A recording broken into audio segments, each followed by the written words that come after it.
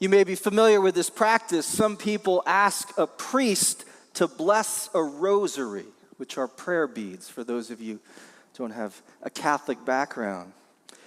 Father Richard Rohr says this happens to him often, and he'll take the rosary into his hands and gently say, "You know it's already blessed, right?" And the person will often nod and reply, "Yes, I know, but can you still do it?" Rohr says he always does, not because the rosary wasn't holy before, but because sometimes we need to see it and to feel it in our hands and in our bodies, what has been true all along, but we haven't noticed. Blessing something, anything, doesn't make it holy. It helps us remember that it already is. That may be the simplest way to understand Christmas. Christmas is God essentially doing that very thing for us. Not because the world wasn't already held in God's love, not because humanity finally had God's attention, but because we forget. We doubt, we lose the thread, maybe we lose the plot. And so God blesses us again and again, not with words alone, but with life, and with this life that we remember in Jesus. So on this holy night, however it is that you're coming here tonight, with joy or with grief, with weariness or gratitude, with certainty about your faith, or with a whole boatload of questions, there is room for you here tonight. Because Christmas has a way of softening us, slowing us down just enough so we're not as likely to miss it. Reminding us of what we already know, but too often forget. Sometimes you just don't need new information. You need a reminder. A note on the counter, perhaps, or a photo that you look at that you keep close to you. A simple physical sign that helps you remember what's true, but somehow your mind and your heart can't always access it when you need to. That's what God gives us tonight. In the first reading that Stacy read, Luke tells the story quietly. A census ordered by a distant emperor, a long road for a young couple who hadn't planned any of this. No vacancies anywhere, a stable, a manger, and then the cry of a newborn. Small, vulnerable, real. It's such an ordinary story.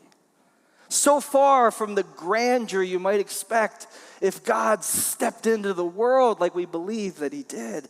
And none of this is accidental, because God does not enter the world from above history, but from inside it, from within history itself. Jesus is born into a world that is already shaped by empire and by fear, by economic strain, and decisions that are impacting us, decisions made far away. He arrives where bodies are counted and movements are controlled, where ordinary people are facing consequences, most of which they didn't even choose. The Christmas story makes a powerful claim that God does not fix the world from a distance, but God chooses to dwell within it, bringing healing and restoration from the inside out. And then Luke surprises us. The first people to hear the news are the shepherds. These are the people that we don't notice. These are the people that we overlook. These are the people we don't even see because they live on the margins of society. But that's how God's love works. It moves to the edges. It moves to the margins. And tonight, that love takes on human flesh. If the first reading that Luke offers us puts the story into our hands, a child, a manger, a picture, something that you can grasp and understand, the second reading from John tells us what we're holding. What is this story that we're holding? In the beginning was the Word. The Word. Logos. The deep meaning within and at work in everything, in all of it, in the beginning. And then comes that daring line, and the Word, the Logos, the blueprint becomes flesh and dwelt among us. Not an idea, not a theory, flesh and blood. God coming close enough so we can touch God. God moving into the neighborhood. The vastness that holds the universe chooses to take on human flesh. But what the heck does this have to do with you and with me? Well, here's the mystery.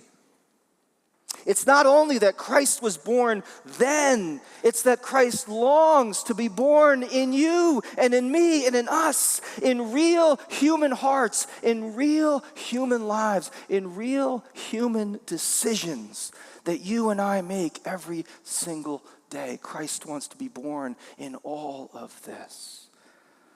I think we miss the shock of this sometimes because of how we've been taught to hear the word flesh. As if spirit is good and flesh, well, that's suspect. But John chooses that word really carefully. And the message is unmistakable. And it is an echo of Genesis. Those of you know the creation story. John is saying it's good to be human. It's good to live on this earth. It's good to have a body. God chose one. Which means that God doesn't just show up in sanctuaries and in flowers. God shows up in tired bodies, in anxious minds, in those long nights when your thoughts won't settle, and in that ache that is in your life that you can't put your finger on or name. This is where God chooses to dwell. This. And if God dwells among us, if this is true, your life is not waiting for a blessing to make it holy. It is holy already. It is holy already. And Christmas is just the reminder. What Luke shows us, John now names, Christmas is not confined to Bethlehem. It's about what's happening all the time. God taking on flesh in among us, everywhere in all things, which raises the question, why does God choose to come like this? Not in power, but in poverty. Not in triumph, but tenderness. Not above us, but with us. With us. Because love that comes low can reach everybody and everything. Love that comes low meets all things where they are. And love that risks vulnerability is the only love that can restore our capacity to trust again. Domination can only frighten us into compliance. Presence can heal us into connection. Rohr says it simply, we do not get there by being correct. We get there by allowing the connection. We don't get there by being correct. We get there by allowing the connection. And that's the invitation tonight, not to have it all figured out, not to believe perfectly. Just don't block the connection. Just don't block the connection. In a few moments, we're going to pass the flame from candle to candle, and we're going to watch the darkness soften. And that will be the most honest, powerful theological statement that you'll witness tonight. We don't create the light. We don't create it. we receive it and we share it. And here's the beautiful thing. The light grows when we give it away. The light grows. John tells us that the light is not just something to see, it is life itself, the life of all people, God's vitality taking flesh within and among us. No new rules to follow, not a test to pass, but a way of being alive, maybe for the first time, but being alive again. A life that flows not from fear, but from trust, not from grasping, but sharing, not from domination, but love, fragile love made visible.